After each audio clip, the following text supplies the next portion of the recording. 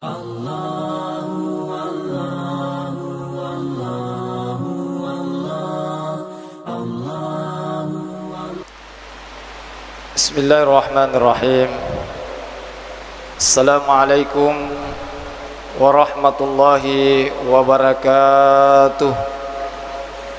Alhamdulillahi rabbil alamin. Qalu subhanaka la ilma lana illa ma 'allamtana innaka antal alimul hakim. Subhanaka la fahma lana illa ma fahamtana innaka antal jawadul karim. Rabbi syrah li sadri wa yassir li amri wahlul 'uqdatam min lisani yafqahu qawli. Allahumma zidna ilma warzuqna fahma. Wassalatu wassalamu ala Rasulillah wa ala alihi wa ashabihi wa man tabi'ahum bi ihsanin ila yaumiddin. Amma ba'd. Bapak Ibu jamaah salat subuh yang dimuliakan oleh Allah Subhanahu wa taala. Segala puji bagi Allah Subhanahu wa taala yang senantiasa memberikan kepada kita nikmat, kesempatan dan kesehatan serta nikmat iman dan Islam, sehingga pada subuh hari ini kita dapat menjalankan kewajiban kita sebagai hamba Allah Subhanahu wa taala yang beriman, yaitu melaksanakan salat subuh secara berjamaah. Salawat dan salam tak lupa kita kirimkan kepada baginda Rasulullah sallallahu alaihi wasallam dengan mengucapkan Allahumma salli wa sallim wa barik alaih. Bapak Ibu jamaah salat subuh yang dimuliakan oleh Allah Subhanahu wa taala. Pada kesempatan ini kita kembali melanjutkan pengajian fikih. Kita sudah sampai pada pembahasan yaitu syurutul udhu'i, syarat-syarat sahnya wudu, sana jinni'ih. Dalam kaidah fikhiyah dikatakan al-ahkamul ilmiyati wal amaliyati la tatimmu illa bi amraini. Hukum-hukum ilmu atau biasa disebut dengan akidah, wal amaliyah dan amal, la tatimmu illa bi amrain, tidak sempurna kecuali dengan dua perkara: wujudu syurutiha wa arkaniha, adanya syarat-syaratnya atau terpenuhi syarat-syaratnya dan rukun-rukunnya, wa intifa'u mawani'iha, serta tidak ada penghalangnya. Yang dikatakan syarat yaitu sesuatu yang harus ada, sesuatu yang harus ada untuk sahnya sesuatu yang lain, dan dia bukan merupakan bagian atau hakikat sesuatu tersebut. Nah, itu namanya syarat. Kalau rukun, sesuatu yang harus ada untuk sahnya sesuatu yang lain, dan dia merupakan bagian atau hakikat dari sesuatu tersebut. Nah, itu rukun. Syarat-syarat wudu itu, syarat-syaratna jinni'e, sebagaimana yang disebutkan dalam kitab Kashifatus Saja, ini syarah daripada kitab Safinatun Najah, disebutkan bahwa syurutul wudu'i asyaratun, syarat sah wudu ada 10. Yang pertama al-islamu Islam. Jadi orang yang berudu nanti dianggap sah. Orang yang berudu itu kalau dia orang Islam. Makanya dikatakan fala yasihhu min kafirin, maka tidak dianggap sah udu orang kafir. Kalau ada orang kafir yang non Islam yang berudu, tidak sah udunya. Kenapa tidak sah udunya orang kafir? Li'annahu ibadatun badaniyah, karena udu itu adalah ibadah badan. Sedangkan orang kafir laisa huwa min ahliha, dikatakan di sini laisa huwa min ahliha, sedangkan orang kafir itu bukan ahli ibadah. Karena ibadah yang kita lakukan itu harus dilandasi dengan keimanan kepada Allah Subhanahu wa taala. Jadi syaratna na itarima itu pakkasiwiange angka patappak lori pung Allah taala. Makanya kalau kita mengerjakan ibadah, kita harus yakini bahwa yang kita kerjakan itu adalah perintah dan anjuran Allah Subhanahu wa taala, begitu juga Rasulullah sallallahu alaihi wasallam. Makanya amal-amal orang-orang kafir itu sebagaimana yang digambarkan di dalam Al-Qur'an, masalul ladzina kafaru bi rabbihim, perumpamaan orang kafir kepada Tuhannya, a'maluhum, amal-amal mereka karamadis taddat bihi rihu fi yaumin asifin, amal-amal mereka seperti karamadin, seperti abu yang ditiup oleh angin yang keras. La yaqdiruna mimma kasabu ala syai'in, mereka tidak dapat mengambil manfaat sedikit pun dari apa yang mereka kerjakan. Jadi begitu kalau amalnya orang-orang kafir tidak diterima oleh Allah Subhanahu wa taala. Makanya syarat sah wudu itu harus orang Islam. Yang kedua, wasani at-tamyizu, syarat yang kedua adalah tamyiz. Yang dikatakan tamyiz adalah diantara yang disyaratkan oleh sebahagian ulama, bahwa yang dikatakan tamyiz adalah anak yang sudah sampai umur 7 tahun dan bisa mandiri, itu baru dikatakan tamyiz. Ya, sudah mencapai umurnya 7 tahun kemudian bisa mandiri, ya, kalau diajak dia bisa memahami pembicaraan dan bisa menjawab ya pertanyaan, bisa membedakan mana yang baik dan yang buruk, sudah bisa makan sendiri, artinya sudah bisa dia mengurus dirinya sendiri. Nah, itu baru dikatakan tamyiz. Jadi juga termasuk fala yasihhu wudu'a ghairal mumayyizi katiflin wa majnun. Ada juga tidak dianggap sah wudunya selain dari orang yang tamyiz, seperti anak-anak, begitu juga majnun, seperti juga orang gila, tidak sah wudunya. Ya, karena juga termasuk bukan bahagian orang yang ahli ibadah atau yang mukallaf, tidak termasuk mukallaf. Wasalis, dan yang ketiga, syarat yang ketiga adalah an-naqa'u anil haidi wan nifasi, yaitu bersih dari haid dan nifas. Jadi wanita yang haid atau nifas tidak boleh melakukan wudu, tidak boleh melakukan wudu.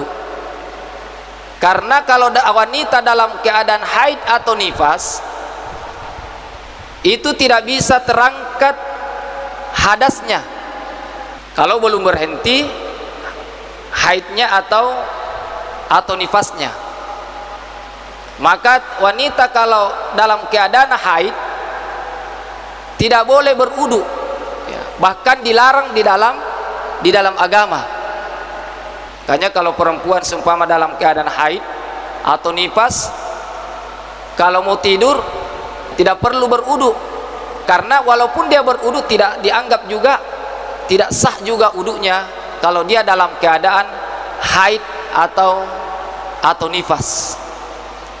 Kemudian ar-rabi'u, syarat yang keempat, an-naqau amma yamna usulal mai ilal basyarati.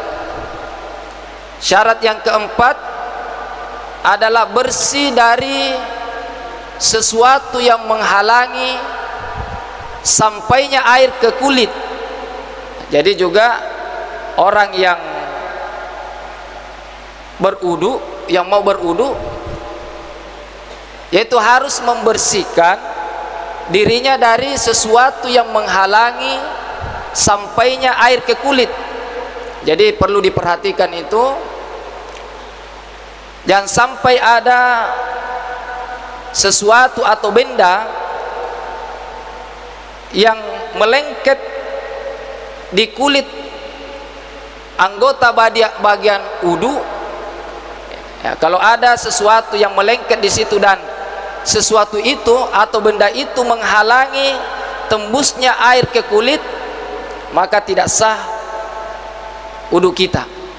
Nah, dicontohkan di sini bahwa kaduh nenjamiden, seperti minyak yang mengeras, atau wasyam'en atau lilin. Bisa juga seumpama kita ada cat di tangan kita, yang biasanya yang perempuan, wanita itu kalau dia mewarnai kukunya, lalu pewarna yang kukunya itu adalah bahan yang tidak bisa tembus air ke kukunya atau ke kulit. Kalau dia tidak bersihkan itu, dia tidak hilangkan, lalu dia berwudu, tidak sah wudunya. Jadi kalau ada yang seperti itu di tangan kita, ya terlebih dahulu dibersihkan baru kita berwudu. Nah, karena kalau ada yang melengket, di kulit atau di kuku, yang seperti itu bahan yang tidak bisa ditembus air ini ke kulit, itu menyebabkan wudu kita tidak sah. Jadi dicontohkan seperti minyak yang kental atau lilin. Begitu juga wa aini habrin wa hinnain, tinta yang keras, yang sudah mengeras itu tintanya. Begitu juga pacar, paci, aku ero paci matik ya kuro. Nah, tapi kalau hanya asarnya, bekas-bekasnya, tinggal warnanya, itu tidak apa-apa kalau tinggal warnanya. Tapi kalau satnya itu masih ada, bendanya masih ada di situ, yang tidak bisa menyebabkan, benda itu tidak bisa menghalangi tembusnya air ke kulit, maka tidak sah wudu kita kalau kita berwudu, kalau masih ada seperti itu. Demikian juga wadamin wagubarin, darah, ya, darah yang mengental, ya, ada darah yang tidak bisa di bagian anggota tubuh kita yang harus dibasuh, ada darah di situ yang mengental, tidak bisa tembus air ke kulit, juga harus dibersihkan. Demikian juga debu di atas anggota wudu, ya, wawas entahtal asfari, kotoran yang ada di bawah kuku. Ayar biasa yang panjang kukunya, ya rumah lampe kanukuna, ya harus diperhatikan. Jangan sampai ada kotoran-kotoran yang ada di sela-sela kuku, ya harus itu dibersihkan. Jangan sampai itu kotoran yang ada di dalam sela kuku menyebabkan tidak bisa sampai air ke dalam bagian bawah kuku itu, juga menyebabkan tidak sah wudu kita. Jadi makanya disunahkan kita itu memotong kuku, ya, jadi sunah kengero tok baik kanu kue. Waramasan fil aini, juga belek di mata, kuangka belek tanah madek koro di mata ya, yang menyebabkan juga tidak, karena bagian mata ini juga harus dibersihkan, harus juga terkena air ketika kita berwudu, karena termasuk bahagian daripada wajah. Kemudian wal hamisu, syarat yang kelima, alla yakuna 'alal udwi ma yughayyirul ma, yaitu tidak boleh ada di atas anggota tubuh wudu ma yughayyirul ma, yang merubah air, artinya merubah keadaan air, yang menyebabkan air itu berubah kedudukan hukumnya, itu menjadi air yang tahirun ghairu mutahhirin, air yang suci namun tidak mensucikan. Nah, seumpama juga itu ada benda-benda di atas anggota wudu yang menyebabkan itu berubah keadaan air menjadi air yang tidak bisa suci namun tidak mensucikan. Ya, mungkin dicontohkan juga di sini kesakfaran, seperti minyak sakfaran. Nah, minyak sakfaran ini ya bisa merubah itu keadaan air kalau bercampur dengan air. Nah, namun percampurannya di sini kalau adalah percampuran yang parah, ya, percampuran yang parah, maksudnya kalau air itu bercampur dengan sesuatu benda suci, lalu air itu berubah sifatnya, ya, apakah itu rasanya atau warnanya atau baunya. Bagaimana kita bisa mengukur bahwa air itu berubah dengan perubahan yang parah?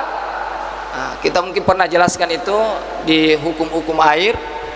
Kalau kita seumpama panggil orang lain untuk mengetahui apakah ini air ini ada sesuatu yang bercampur dengannya atau tidak, kalau orang itu masih belum bisa dia pastikan bahwa air ini ada sesuatu yang bercampur dengan ada benda suci yang bercampur dengan air ini, tidak bisa dia mengetahuinya, berarti itu masih dianggap air itu air yang suci dan mensucikan.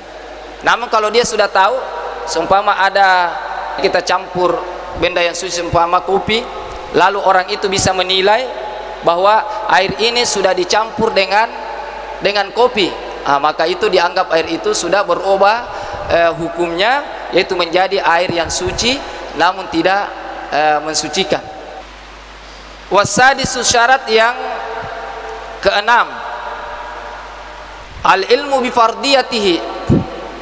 bifardiyatihi. Jadi orang yang berwudu itu harus mengetahui kefarduan wudu, harus dia tahu bahwa kalau kita mau salat, mau tawaf, menyentuh Al-Quran dan membaca Al-Quran, wajib itu kita berwudu. Dia tahu bahwa syarat daripada salat itu harus, diantaranya harus ada wudu. Nah, jadi dia mengetahui kefarduan wudu, bahwa wudu itu diwajibkan bagi orang yang mau salat, wudu diwajibkan bagi orang yang mau tawaf, harus dia tahu. Yang dikatakan fardu atau wajib yaitu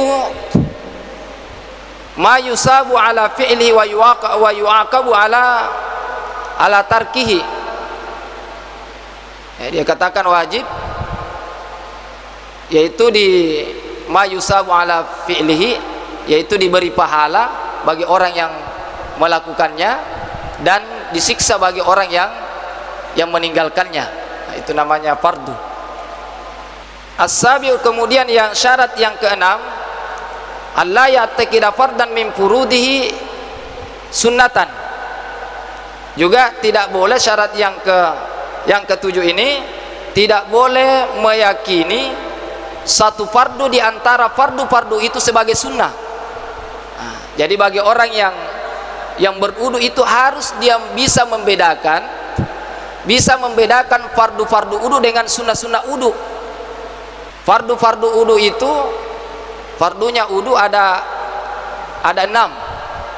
Ya, pertama niat, kedua membasuh wajah, membasuh kedua tangan, mengusap kepala, dan membasuh kedua kaki. Nah, itu harus dia bedakan bahwa ini yang sunnah dan ini yang fardu.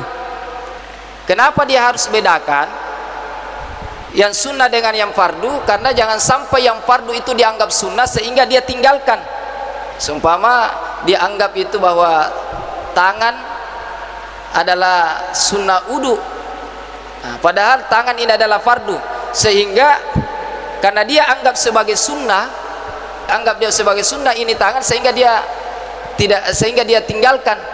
Ya, karena kalau sunnah wudu itu ditinggalkan, itu masih dianggap itu sah wudu kita. Karena sunnah wudu itu kalau disebutkan dalam kitab ini juga bahwa sunnah wudu itu ada 10.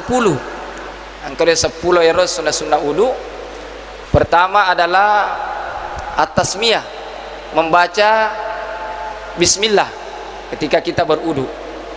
Kemudian wagasul kaffain, membasuh kedua atau mencuci kedua telapak tangan.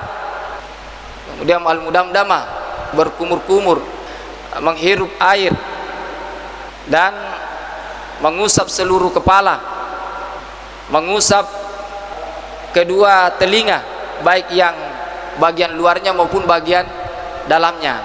Nah, karena ini juga kadang biasa orang kalau bagian telinga menganggap bahwa telinga itu adalah fardu wudu, padahal kalau telinga adalah termasuk sunnah wudu, mengusap telinga itu adalah sunnah wudu.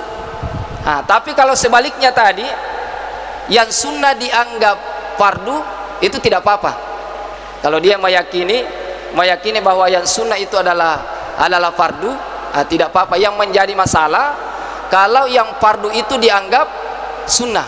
Nah, itu yang harus dia tahu, bahwa yang sunnah dengan yang fardu itu, yang fardunya yang tidak boleh dipahami bahwa itu adalah sunnah. Ya, tapi kalau sebaliknya sunnahnya yang dianggap fardu, itu tidak masalah. Ya. Kemudian wasaminu al-ma'u tuhur. Syarat yang ke-8 ada al-ma'u tuhur, air yang suci dan mensucikan. Maksudnya air yang digunakan berwudu itu harus kita menggunakan air yang suci dan mensucikan, atau biasa diistilahkan dengan air mutlak. Air mutlak ini air yang pertama syaratnya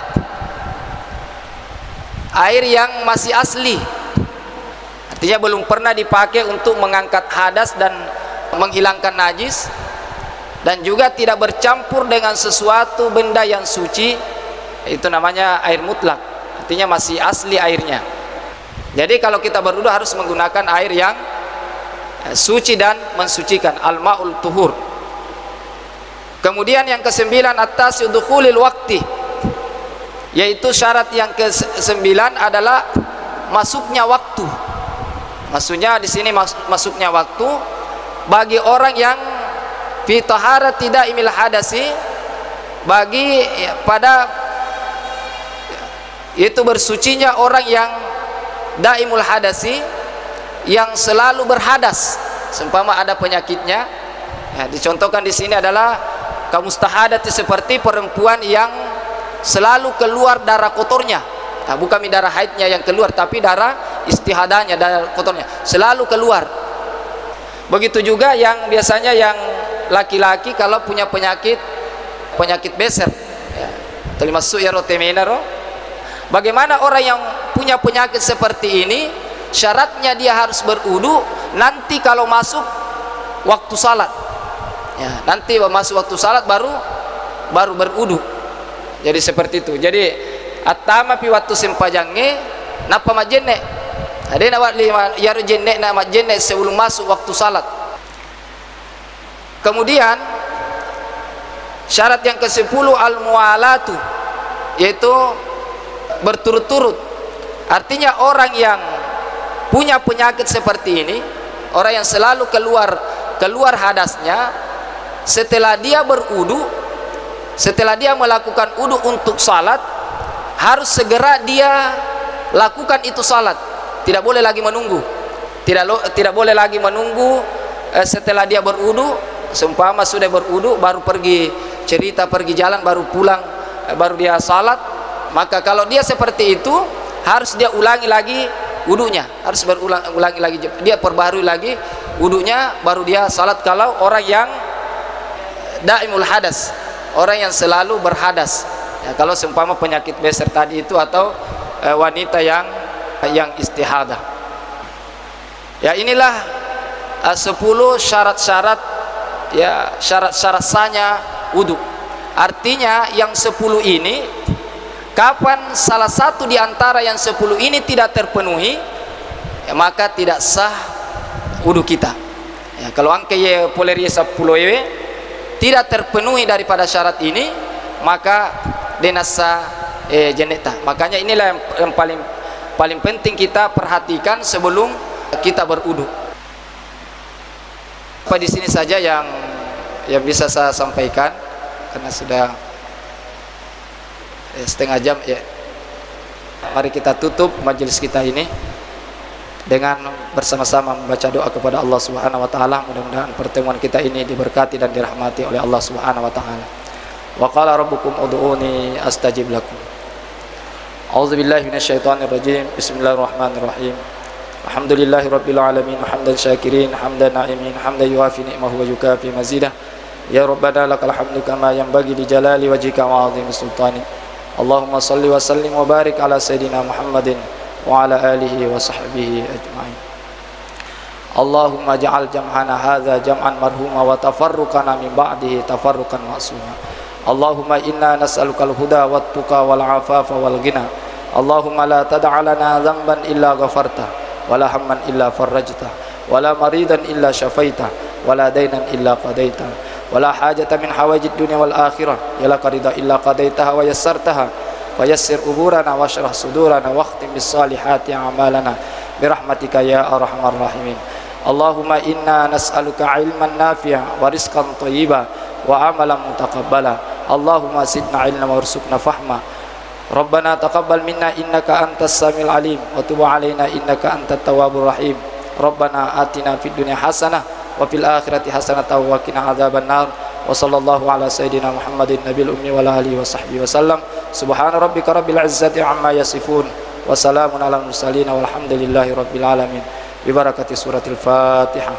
Bismillahirrahmanirrahim. Alhamdulillahi rabbil alamin. Arrahmanir rahim. Ya kana wa ya nasta'in siratal ladzina an'amta 'alaihim ghairil maghdubi 'alaihim. Lebih dan kurangnya mohon maaf. Minallahi musta'an wal itiklan. Assalamualaikum warahmatullahi wabarakatuh.